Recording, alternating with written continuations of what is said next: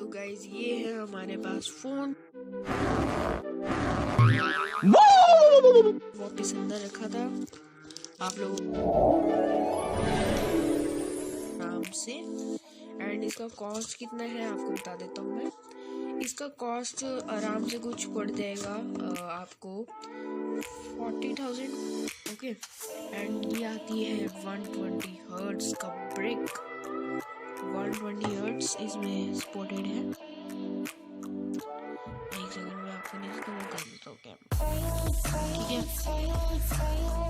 तो ये आ गया MI का लोगो एंड ये कुछ केबल मिलती है इसके साथ, बढ़िया क्वालिटी की, ठीक है, बहुत बढ़िया क्वालिटी की केबल है।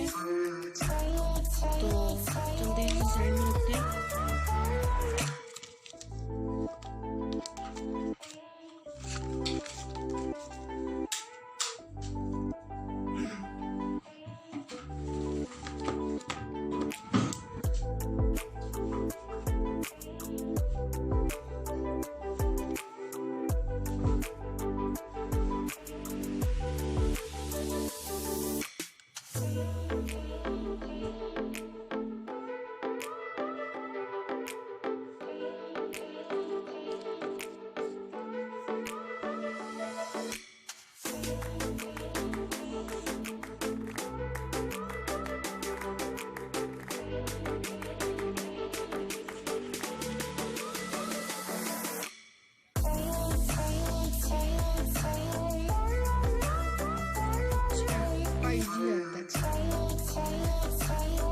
बूटअप तो बड़ी जल्दी हो रहा है,